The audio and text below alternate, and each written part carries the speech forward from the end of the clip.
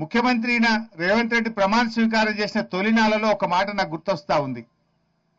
నేను సెక్రటరియట్లో పోతే లంక బిందెలు ఉంటాయి అనుకున్నా, కానీ ఈడ సెక్రటరియట్లో చూస్తే లంక బిందెలు కనబడతలేవు అని మాట్లాడిండు. రేవంత్ రెడ్డి ముఖ్యమంత్రి అయింది లంక బిందెలు ఎత్తుక్కోవడానిక?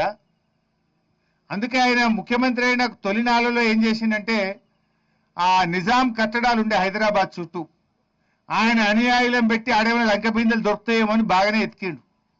ఆ నిజాం కట్టడాలు, నిజాం చారిత్రక భవనాల చుట్టూ ఆయన అనుయాయులతో చాలా రోజులు ఎతికిండు. మరి ఆయన దొరికినాయో దొరకలేదో నాకు తెలియదు. ఇప్పుడు ఇక మన మీద పడ్డాడు, కాకతీయుల మీద.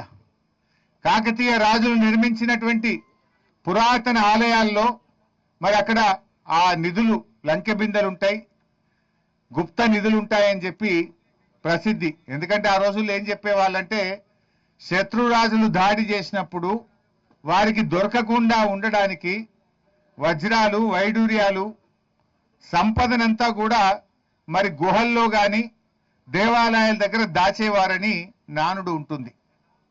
సో అందుకే రేవంత్ రెడ్డి గారు ఉద్దేశపూర్వకంగా, ఎందుకంటే ఆయనే విద్యాశాఖ మంత్రి, ఈ స్కూల్ ఇక్కడ శాంక్షన్ కాలే.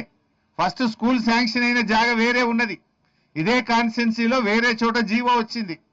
అక్కడి నుంచి ఇక్కడికి మార్చడము, అర్ధరాత్రి పూట తవ్వకాలు జరపడం అంటే ఇది రేవంత్ రెడ్డి డైరెక్షన్ లో గుప్త నిధుల కోసం జరిగిన తవ్వకము. గుప్త నిధుల వేటలో 800 ఏండ్ల చారిత్రక సంపద శివాలయాన్ని కూల్చివేసిండు ఇవాళ రేవంత్ రెడ్డి గారు.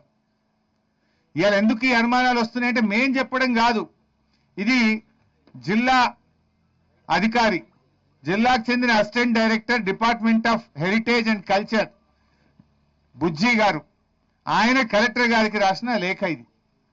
ఈ వరంగల్ జిల్లా హెరిటేజ్ అధికారి బుజ్జి గారు రాసిన లేఖ. ఇందులో ఆయన ఏమంటాడంటే స్పష్టంగా, గర్భగుడి కింద, ప్రాచీన ఆలయ ప్రదేశాల కింద సాంప్రదాయకంగా ఉంటాయని నమ్మే గుప్త నిధులు లేదైనా విలువైన వస్తువుల కోసం ఈ తవ్వకాలు జరిపి ఉండవచ్చును అని మేమనడం లేదు. ఈ జిల్లా అధికారి కలెక్టర్ గారికి కంప్లైంట్ చేశారు. పురావస్తు శాఖ అధికారి కలెక్టర్ గారికి కంప్లైంట్ చేశారు. 7వ తేదీ కంప్లైంట్ చేస్తే ఇవాళటి వరకు ఎఫ్ఐఆర్ కాలేదు. ఇవాళటి వరకు కలెక్టర్ గారు చర్యలు తీసుకోలేదంటే దీని వెనుక రాష్ట్ర ప్రభుత్వ పెద్దలు ఉన్నారు కనుకనే కలెక్టర్ గారికి ధైర్యం చాలతలేదు.